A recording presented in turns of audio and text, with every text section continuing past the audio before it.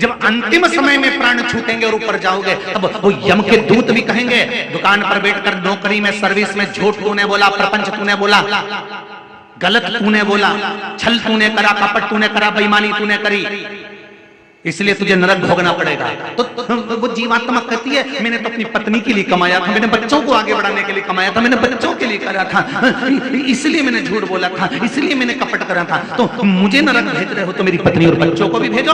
तो यम के दूत कहेंगे झूठ तूने बोला, छल तूने करा, कपट तूने करा, बेईमानी तूने करी, इसलिए सुन ले भेरू, भोगेगा भी तू, कोई दूसरा नहीं भोगने वाला। तो मेरी माताओं से निवेदन, तुम तो जोरदार खजूर वाली चोटी वोटी बना के रहे हो, अपने कई टेंशन नहीं, जरा सी रत्ती भर की जो होगा, आग लगे बस्ती में अपन रहे हो मस्ती में। बस इतना जरूर करना कि अपने अगर फैमिली हरचन के 50 किलोमीटर, 60 किलोमीटर, 100 किलोमीटर के दायरे में रहते हो तो एक बार पति से जरूर कह देना, सुनो जी सुनो, मैंने कथा का सुना है, नर्मदा भी नहा लेंगे और नर्मदा की शिव महापुराण भी सुन लेंगे, जरा चले के 5 मिनट होके आए, चले।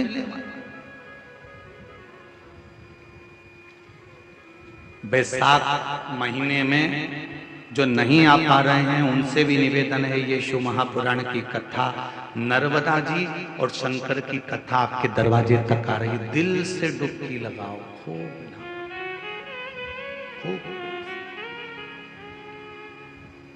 और कोई इससे बाँचने वाला कोई दूसरा नहीं, शिव शंकर है, करवाने वाला कोई दूसरा नहीं, शिव शंकर है, और सुनने वाला कोई दूसरा नहीं, शिव शंकर, कोई दूसरा। जो मैं कहते हैं ना कि मैं बाँच रहा हूं या मैं कर रहा हूं या मैं करवा रहा हूं, उनका मैं तो कहीं पर भी टूट सकता। एक महाराज जी प्रवचन में कह रहे थे, मेरे मुंह से 7 दिन तक गंगा बहेगी, तुम सब डुबकी लगा। एक गांव का व्यक्ति दौड़ के अपने घर गया, पत्नी से जाकर कहा, सुन पिताजी की अस्थियां रखी थी कहाँ है? पत्नी बोली क्यों, तुम गंगा जी जा रहे हो? पति बोला फालतू की बात मत कर, गंगा जी जाने की जरूरत नहीं है, गंगा ही अपने गांव में आ गई है। अच्छा हाँ, तू बता पिताजी की अस्थियां कहाँ धरी? तो के वो कबेलू पे धरी, मगरी के ऊपर। तो उन्होंने जो ऊपर कबेलू पे अस्थि धरी थी उसको निकाली और सिलवट्टे पे उस पर चकोर बुनी चटनी बनाने का, जम के तो बोला क्या बोलते हैं उसको, सिलवट्टा, उसको बुलुड़िया से रगड़ के और उसकी चटनी बना के उसे पीस के पुड़िया। तो पत्नी की इसको, तुम्हारे पिताजी की हड्डियों को पीस क्यों रहे हो? पति बोला तू फालतू की बात मत कर, जहां से गंगा निकल रही है वो छोटी सी जगह है, और पीस के पुड़िया बांध के कथा में बैठ गए। और कथा में बैठा, और जैसे ही महाराज जी ने फिर दूसरे दिन कहा, मेरे मुंह से 7 दिन तक गंगा बह रही है, तुम सब डुबकी लगा। इतने में तो खड़ा हो गया, रुको महाराज थोड़ा सा प्रसाद खा, और खड़े होके जो महाराज जी के दिया, महाराज जी ने वही व्यासपीठ पे लेके मुंडा में धरा, और मुंडा में धरते से दांत में जो चर्र बोला, और चर्र बोलते से तो महाराज जी ने पूछा क्या खवा दो, क्या खवाया? तो के गुरुजी तुम ही बोल रहे थे 7 दिन तक गंगा बह रही, तो मैंने सोचा पिताजी की अस्थियों को गंगा जी में खवाना था, तो मैंने सोचा यही खवा दिया।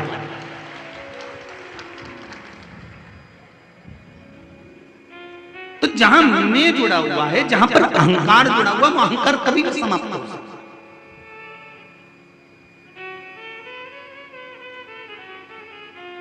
दुनिया के लोग चने के झाड़ पर चढ़ाने वाले बहुत मिलेंगे, बहुत बढ़िया लिखा, बहुत बढ़िया कहा, बहुत बढ़िया, बहुत जोरदार, और तुम्हें चढ़ा ऊपर से नीचे पटक देंगे, बहुत जोरदार, पर तुम्हें समझाना है, अपनी बुद्धि से चिंतन कर कहना है, सुनो जी कथा रसतत्व हो रही है और स्मरण करना, कथा सुनो, बड़ी मुश्किल से मिलती। हनुमान जी राम राम भज रहे हैं, सीता राम भज रहे हैं, पर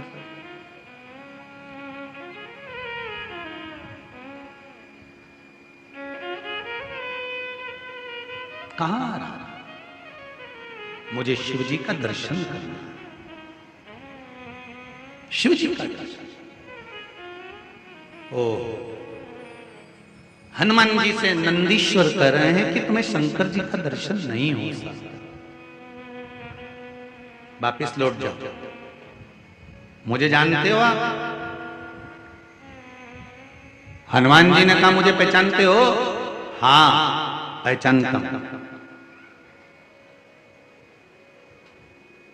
जब थोड़ा सा अहम अहंकार व्यक्ति का ऊपर बढ़ता है ना, तो वो कह देता तुम मुझे जानते हो।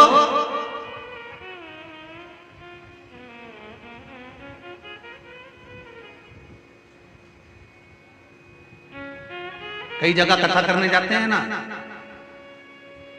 तो वहां पर लोग आकर बोलते हैं हम उनके आदमी हैं, तुम हमें पहचानते हो? कई लोग कुबेरेश्वर धाम पर रुद्राक्ष लेने आते हैं, तो वहां पर आकर कहते हैं हम उनके आदमी हैं, तुम हमें पहचानते हो? तो वहां पर जो कार्यकर्ता होते हैं वो कहते हैं हम भी शंकर के आदमी हैं, पहचानते हो? सबके लिए समता का भाव होना चाहिए।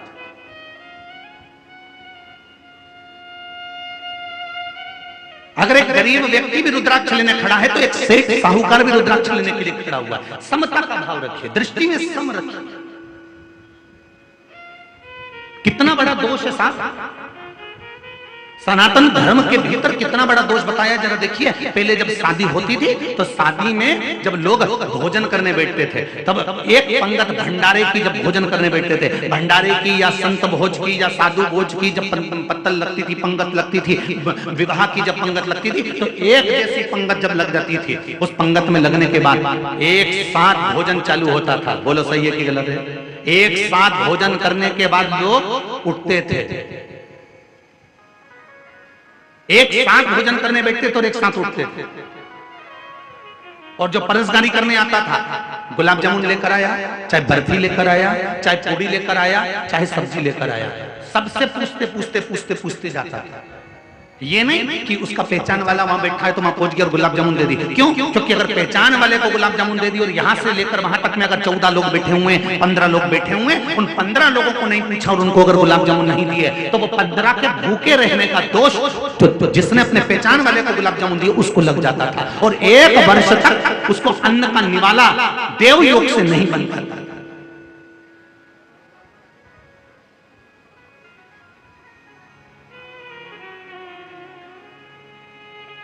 क्यों आई पृथ्वी पर नर्मदा जी? शंकर भगवान के शरीर का पसीना नर्मदा जी के रूप में कैसे प्रकट हो गया? क्यों आई पृथ्वी पर? कौन थी ये पूर्व में? हम तो केवल इतना जानते हैं कि शंकर जी के शरीर का पसीना निकला तो नर्मदा थी कौन? इसका पूर्व जन्म क्या है? कौन थी? ऐसा क्या कर दिया इस नर्मदा ने जो पृथ्वी पर आ गई शंकर जी के शरीर के पसीना बनकर?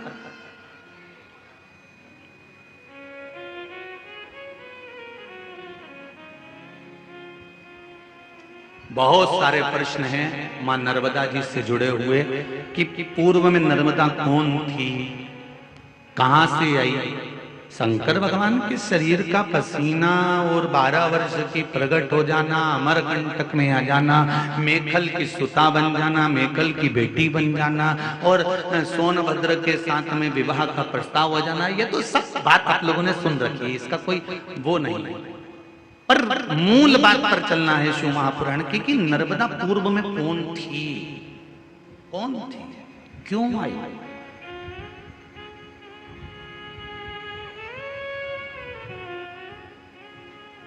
कौन है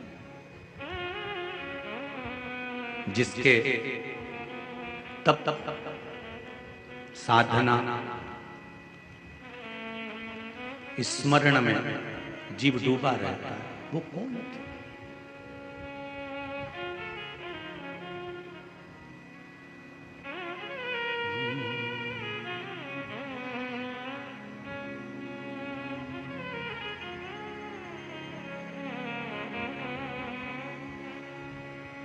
तेरे जल में नहा के सब तर जावे रेवा हो रेवा,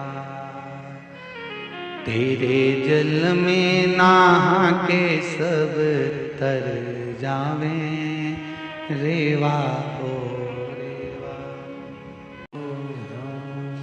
मंत्र का जाप शिव महापुराण के बीच में जब भी आए उसको जरूर करना, और बाद में अपने हृदय की बात शिव जी से कह देना कि मैं इस कथा को इसलिए सुन रही हूं कि मेरी ये मनोकामना है। मैंने सुना है कि शिव महापुराण के भीतर अगर इस मंत्र का जाप कर कर दिल की बात कही जाती है तो वो 3 महीने में पूर्ण होकर बाबा कथा में बुला ही लेता है। अब मेरे मन की कामना को पूर्ण करें। श्री शिवाय नमस्तु, श्री शिवाय नमस्तु, श्री शिवाय नमस्तु, श्री शिवाय नमस्तु। हनुमान जी महाराज को नंदीश्वर ने रोक दिया, रुको, तुम शंकर पार्वती का दर्शन नहीं कर सकते, अंदर नहीं जा सकते। क्यों? मैंने ऐसा क्या कर दिया जो मैं शंकर पार्वती का दर्शन नहीं कर सकता कैलाश पर? कभी यदि रोज मंदिर जाते हो, रोज भगवान के दरवाजे जाते हो, और कुछ दिन से तुम्हारा मंदिर जाना बंद हो गया, या भगवान शंकर को जल चढ़ाना बंद हो गया, या शंकर का भजन बंद हो गया, या स्मरण बंद हो गया, तो विचार करना कि तुमने कौन सा ऐसा कर्म कर दिया कि भगवान मुख तक नहीं देखना चाहता। बहुत ध्यान देना महाराज, जब हमारा कुछ बेकार समय चालू होता है ना, हम बहुत पैसे वाले बन गए, बहुत धनपति बन गए, हमारे पास में बहुत संपदा आ गई, हम बहुत अच्छा भजन करने लगे, हम बहुत अच्छा दान पुण्य करने लगे, हमने बहुत अच्छा मंदिर का आनंद कर लिया, हमने बहुत सारा सत्कर्म कर लिया, हमने बहुत सारी दुकानें खोल ली, हमने बहुत सारा व्यापार बढ़ा लिया, हमने बहुत अच्छी नौकरी लग गई, हमने बहुत अच्छा सर्विस करना चालू कर दिया। ये सब कुछ होने के बाद में तुम रोज मंदिर जाते थे, रोज पूजन करते थे, रोज अर्चना करते थे, सब कुछ भगवान ने दे दिया। और जब तुम्हारा विनाश का समय आता है, जब तुम्हारा दुख का पल आता है, जब तुम्हारी तकलीफ का समय आता है, तब भगवान तुम्हारा खाना पीना बंद नहीं करता। भगवान कभी तुम्हारा भोजन बंद नहीं करेगा दुख के समय पर। भगवान कभी तुमको आकर थप्पड़ नहीं मारेगा दुख के समय पर। भगवान कभी तुम्हारे कानों में आकर नहीं कहेगा कि अब तेरा बेकार समय आ गया। भगवान कभी तुम्हारा घर जमीन जायदाद नष्ट नहीं करेगा दुख के समय पर। भगवान सबसे पहले जब तुम्हारा दुख का समय आने वाला होता है, तब भगवान सबसे पहले एक काम करता है। कौन सा काम? अपने मंदिर में आना तेरा बंद कर देता है। इतना काम करा देगा, इतनी व्यस्तता दे देगा, इतनी व्यस्तता दे देगा, इतना काम लाकर छोड़ देगा कि तू मंदिर जाना जम के तो बोलो छोड़ देगा। धीरे धीरे तू मंदिर जाना छोड़ेगा। पहले एक आध दिन छूटेगा, कहीं शादी ब्याह में जाना है, कहीं पार्टी में जाना है, कहीं घूमने जाना है, मंदिर छूट गए। फिर धीरे धीरे धीरे धीरे 15 दिन मंदिर छूटेंगे, फिर 20 दिन छूटेंगे, फिर 1 महीना छूटेगा, फिर 2 महीना छूटेगा, फिर शरीर में कष्ट आने लगेगा तो मंदिर नहीं जा पाऊंगा, आज मुझे वहां जाना है मंदिर नहीं जा पाऊंगा, आज मुझे वो करना है मंदिर नहीं जा पाऊंगा। धीरे धीरे 5 महीना 6 महीना मंदिर में जाना भगवान बंद करवा देता है। क्यों? क्या कारण है? किसी ने भगवान से पूछा तुम ऐसा क्यों करते हो, मंदिर जाना क्यों बंद करवा देते हो? भगवान बोले जब ये दुख में आएगा, तकलीफ में आएगा, कष्ट में आएगा,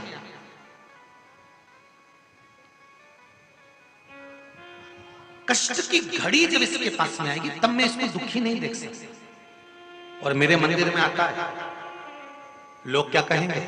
खूब कथा सुनती थी, टीवी खोल के आस्था चैनल के सामने बैठी रहती थी, दिन भर मोबाइल पर सुनती थी, इतना जब पशुपति व्रत करती थी, और अगर इसको दुख आएगा तो लोग, अगर ये मंदिर आती रही आता रहा और दुख आ गया तो लोग क्या कहेंगे? इतना मंदिर जाने वाले के ऊपर इतना दुख आ गया, तो लोग कुछ तो कहेंगे ना। फिर नाम इसका खराब नहीं होगा, नाम तो देवाधिदेव महादेव का खराब होगा। इसलिए भगवान ने कहा सबसे पहले मैं इसका भजन छुड़ाऊंगा, मंदिर छुड़ाऊंगा, कीर्तन छुड़ाऊंगा, नाम जाप छुड़ाऊंगा, कथा सुनना छुड़ा दूंगा। तब फिर दुख आएगा, चल जाएगा। तो एक निवेदन आप सबसे है, प्रभु तेरा द्वार न छूटे, छूट जाए संसार, प्रभु तेरा संगी छूटे, साथी छूटे, सब कोई छूटे, छूट जाए परिवार, प्रभु तेरा द्वार ना छूटे। हे भगवान, सब कुछ छूट जाए, हमारा कुटुंब, कबीला, नाते, रिश्ते सब कुछ छूट जाए, पर इतनी कृपा मेरे भोलेनाथ करना, नहीं छूटे तेरा भजन और कीर्तन, ना सत्संग छूटे, नहीं छूटे तेरी कथा कीर्तन, ना पुराण छूटे। हे भगवान, सब छूट जाए पर ये नहीं छूटे। अगर ये छूट गया तो फिर समझ लो घड़ी चलते चलते चलते चलते दुख की ओर आने लगी, फिर आने लगी। तेरे दरवाजे की चाकरी, तेरे दरवाजे की नौकरी, एक पत्र आया,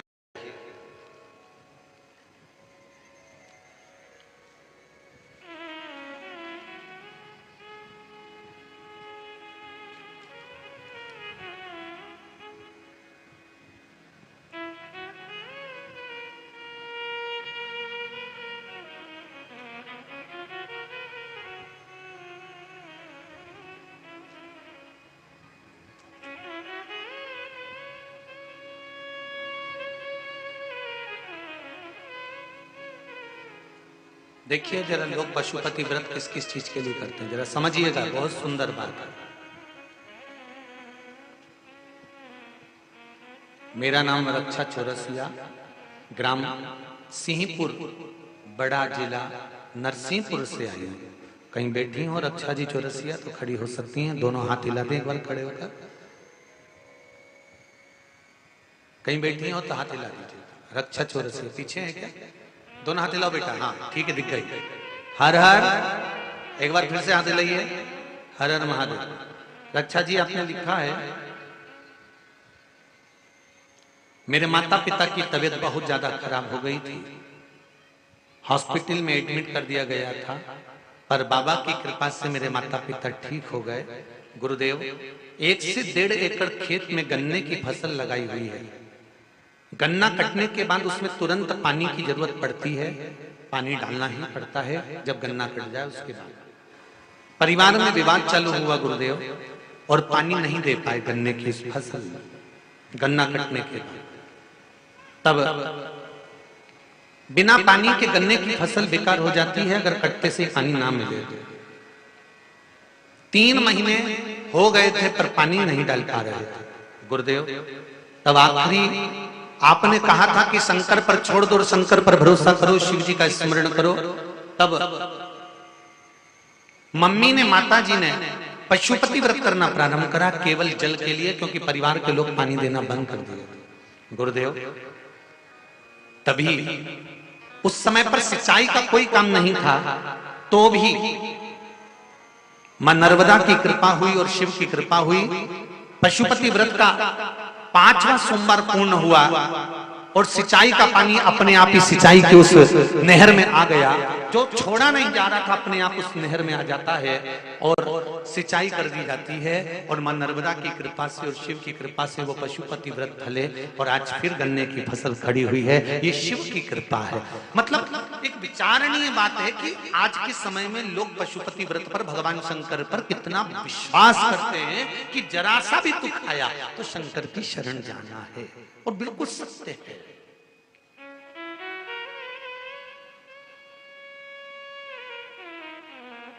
छूट जाए संसार प्रभु तेरा द्वार न छूटे। बस भगवान से ये निवेदन करते रहना कि भगवान सब कुछ छूटे। माना दुख आ रहा है, तकलीफ आ रही है, कष्ट आ रहा है, पर दुख की घड़ी में भी जिस समय पर सुख और दुख का मिलन होने वाला होता है, सुख जा रहा होता है, दुख आ रहा होता है, उस मिलन के बिंदु में शंकर की भक्ति और शंकर का द्वार और शिव महापुराण को कभी मत छोड़ना, तो शंकर उस दुख की घड़ी में तुमको नहीं छोड़ेगा। वो दुख की घड़ी में नहीं छोड़ेगा। प्रत्येक समस्या का हल एक लोटा जल शिव को चढ़ाते रहो, बस फिर दुख आएगा भी तो मालूम नहीं पड़ेगा। ऐसा नहीं है कि नहीं आएगा। मैंने तेरे ही भरोसे हवा बिच उड़ती जावांगी, बाबा डोर हथो छड़ी ना मैं कट्टी जाऊंगी। ओ भोले मैं तेरी हवा बिच उड़ती जावांगी, बाबा डोर हथो छड़ी ना मैं कट्टी जाऊंगी। शिव की कृपा से बाबा से कहना कि मेरा द्वार मंदिर चौखट, शिव महापुराण, शंकर का भजन ना छूटे। हनुमान जी मुझे अंदर जाने दो। नंदी करे नहीं, तुम अंदर नहीं जा सकते, तुम्हें अंदर नहीं जाने दिया गया। क्यों?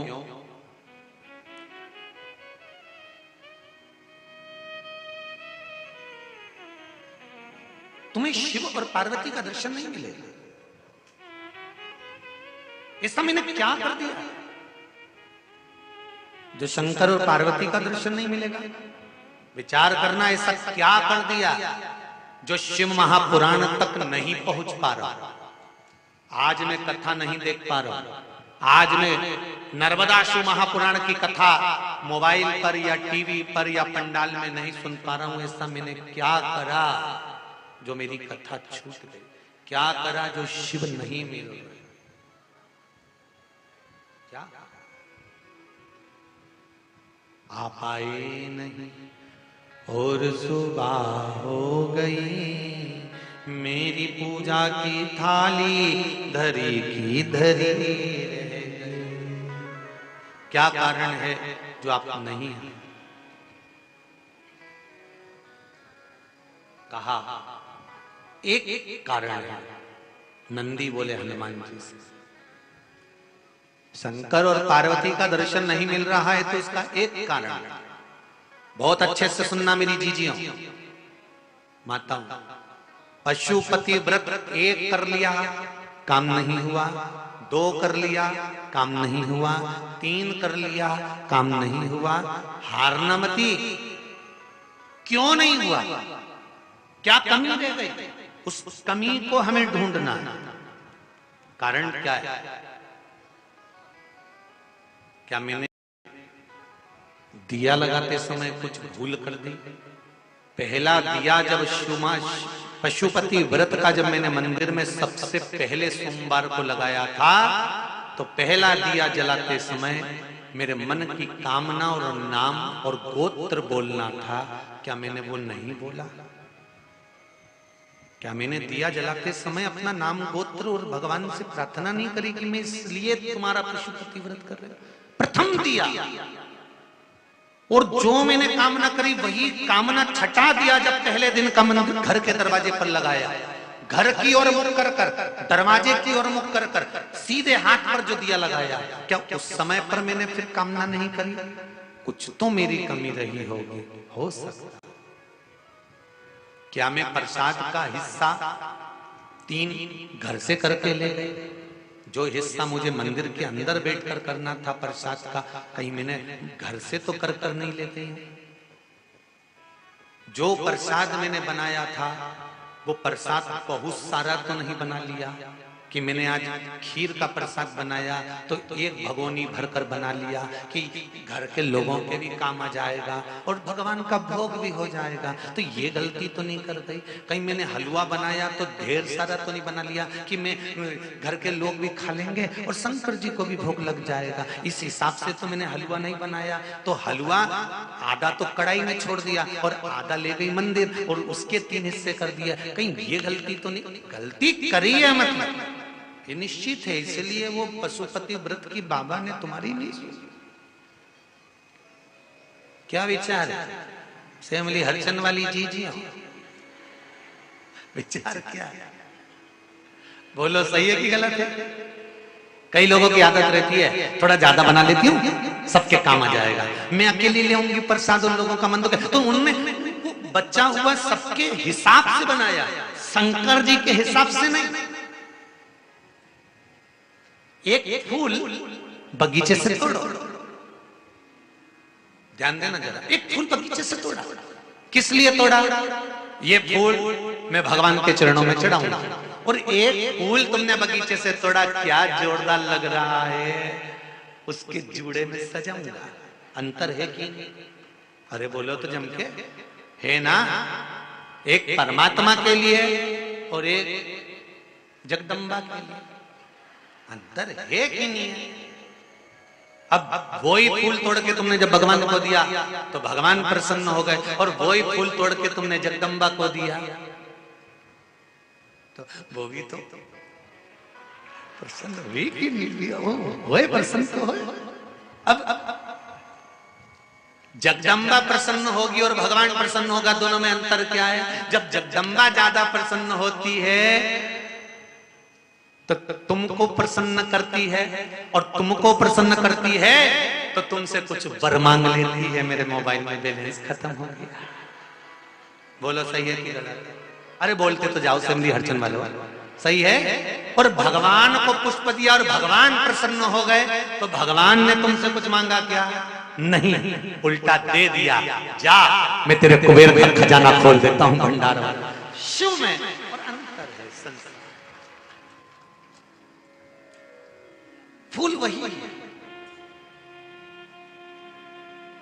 हलवे का प्रसाद घर में जो मीठा बना रहे हो वो उतना ही बनाना जिसके लिए बनाना।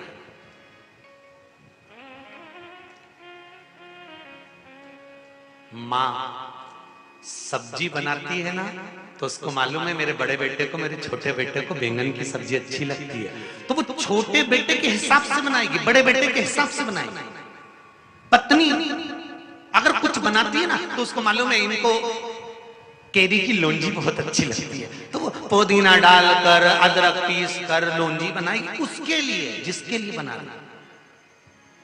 जम के बोलो तो वो केरी की लौंजी उसको पसंद आएगी कि नहीं आएगी? उसके लिए बनाई। लक्ष्य एक बनाया कि मैंने लौंजी उनके लिए बनाई है, माँ ने बैंगन की सब्जी पुत्र के लिए बनाई है। लक्ष्य एक बनाया, मैंने ये सामान उसके लिए बनाया। और हलवा बनाते समय तुम्हारा लक्ष्य बदल गया, और लक्ष्य क्या हो गया कि थोड़ा ज्यादा बना लेती हूँ तो परिवार वाले भी खा लेंगे, मतलब लक्ष्य उधर पहुंच गया। अब भगवान को भोग लगाने के लायक नहीं बचा, इसलिए तुमने जाकर 3 हिस्सा भी करा, दिया भी जलाया, सब कुछ करा, फिर भी शंकर जी ने नहीं सुनी। 4 बार कर लिया। एक सोमवार तो तुमने दिल से प्रसाद बनाया, और दूसरे सोमवार में तुमने सोचा था ज्यादा बना लेती हूँ, इनके भी काम आ जाएगा, आज मेरे परिवार वालों भी काम, तो लक्ष्य बदल गया। लक्ष्य बदला तो काम गया। अर्जुन से पूछा गया डाली पे क्या दिख रहा है, तो क्या दिख रहा? तोते की हाँ। सबसे पूछा तो कि डाली दिख रही, नहीं तोता दिख रहा, नहीं ऐसा दिख रहा, ना वैसा दिख रहा, न पत्ता उड़ रहा, पर उसने कहा मुझे केवल नेत्र नजर आ रहा है, इसके सिवाय कुछ नहीं। पशुपति व्रत करने वाले ध्यान से सुन लें, जिस समय भगवान का प्रसाद बनाए उस समय तुम्हारा लक्ष्य तोते की निगाह जैसा शंकर का होना चाहिए कि मुझे शिव के लिए बनाना है, संसार के लिए नहीं। निगाहें बदली, नजारे बदल गए। हलवा जा जैसे ही बढ़ गया तो व्रत भी बदल गया। तुम्हारे बढ़ने से व्रत बदल गया, अब ये लक्ष्य बदल गया। लक्ष्य चला गया। कथा में एक लाइन आती है, जैसे इन्होंने लिखा, स्वर्गीय श्री नीलेश जी सोनी जी की स्मृति में शिव महापुराण की कथा हो रही है, तो ये लक्ष्य बनाया गया नीलेश जी सोनी की स्मृति में, मतलब जिसके निमित्तार्थ कथा हो रही है ये पक्का है वो 7 दिन में एक बार कथा सुनने किसी भी रूप में आएगा, वो सुनकर जाएगा, ये निश्चित। कहीं पर भी सुने वो सुनेगा, लक्ष्य उसका बना। आप लोगों ने लक्ष्य बनाया है, मैं कथा सुनने बैठी हूं, मेरे बच्चे का रिजल्ट आने वाला है, नौकरी लग जाए, व्यापार चल जाए, जो लक्ष्य लेकर बैठते हो 7 दिन में कथा सुनने के बाद वो लक्ष्य पूरा करना देवाधिदेव महादेव के हाथ में होता है कि उसको पूरा करना ही पड़ेगा। निश्चित है कि वो पूरा करेगा। और जितने लोग यहाँ कथा सुनने बैठे हैं ना, 3 महीने बाद तुम जो लक्ष्य लेकर बैठे हो, 7 दिन की पूरी कथा सुनने के बाद तुम खुद अगली कथा जहां होगी वहां पत्र भेज दोगे कि हमने ये कथा सुनी थी और बाबा ने हमारी कथा सुन ली। तो ये लक्ष्य था।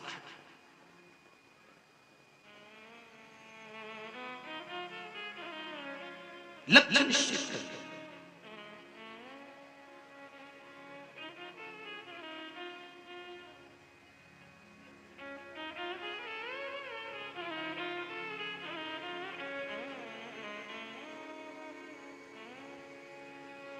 अब पूछा गया, हनुमान जी ने पूछ लिया कि मैंने कमी क्या रख दी? मैं तो भगवान का भजन करता हूं, राम कहूं सिया राम कहूं, दिन रात कहूं सिया राम कहूं, राम कहूं सिया राम कहूं, राम कहूं सिया राम कहूं, सुबह शाम कहूं सिया राम कहूं। मैं सुबह शाम दिन रात राम सीताराम कहता हूं, फिर मुझ में कमी क्या रह गई जो शंकर और पार्वती का दर्शन नहीं हो रहा? हमारा पशुपति व्रत भगवान स्वीकार नहीं कर रहे, उसमें कमी क्या रह गई?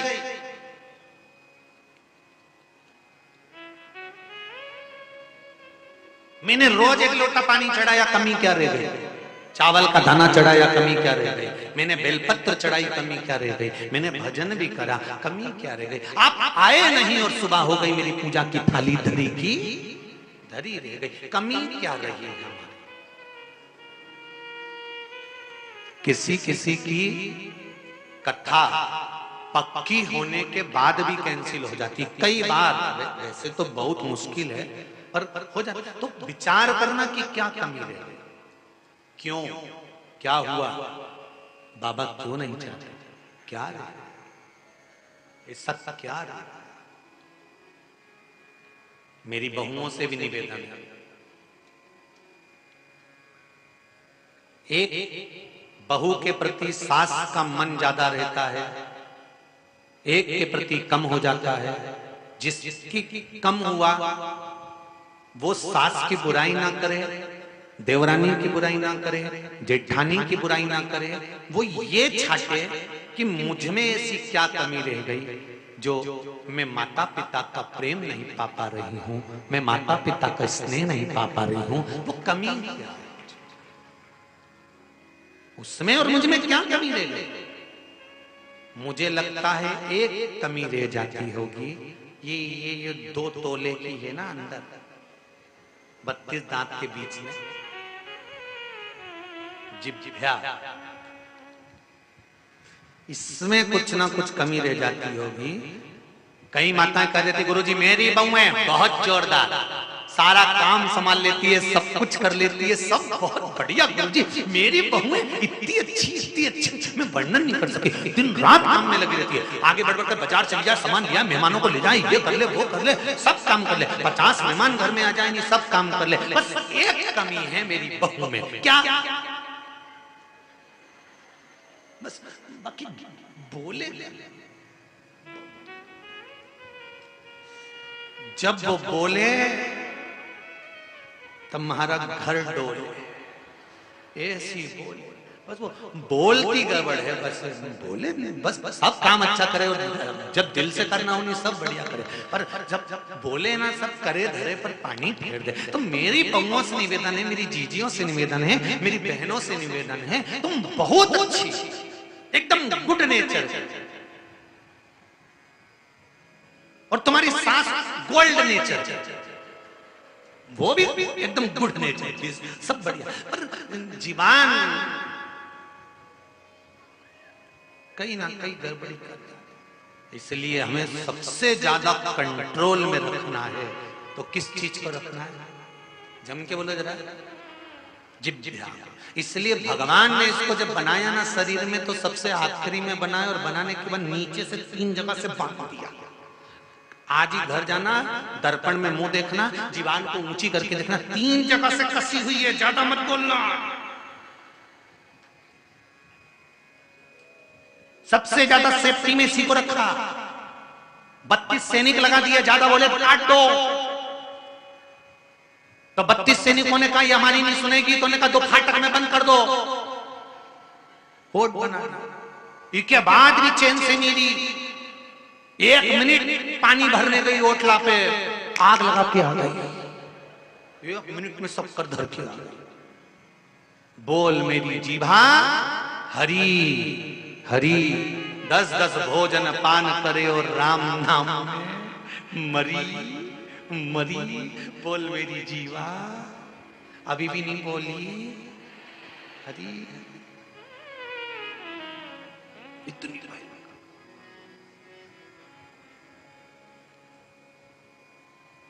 शायद इसे लिखा, जल जाए जीवा पावड़ी हरी।